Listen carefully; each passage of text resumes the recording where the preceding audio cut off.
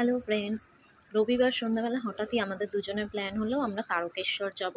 দ্বিতীয় সোমবার শ্রাবণে জল ঢালবো বাবার মাথায় গিয়ে। সেই মতন আমরা বেরিয়েও পড়লাম। দেখো, শেওড়াফুলি ঢোকার আগে আমরা একটু রেস্ট নিয়ে নিলাম।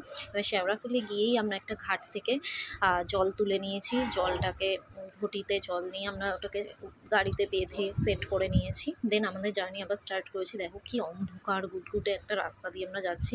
এটা একটা গ্রামের ভেতর দিয়ে শর্টকাট ধরেছিলাম আমরা, গুগল ম্যাপ ধরেই যাচ্ছিলাম। রাস্তাটা দেখো, জাস্ট কিচ্ছু বোঝা যাচ্ছিল না, শুধু দুপাশে অন্ধকার।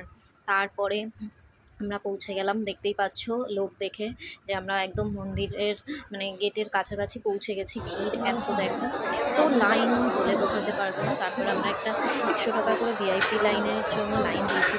5 ঘন্টা আমরা ওখানে বসে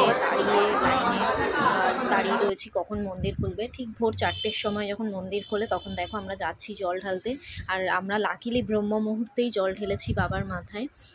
তোমরা দেখতে পাচ্ছ ভিড়, বিশাল ভিড় ছিল, বিশাল ভিড় ছিল। তারপরে সকালবেলা বেরিয়ে জল ঢেলে দেখো স্টেশনে যত ট্রেন আসছে, লোকের মাথা অগুন্তি লোক আসছে।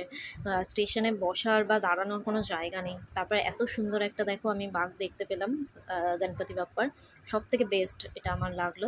তারপরে ফেরার পথে দেখো মায়ের দর্শন করে আমরা বাড়ি ফিরলাম।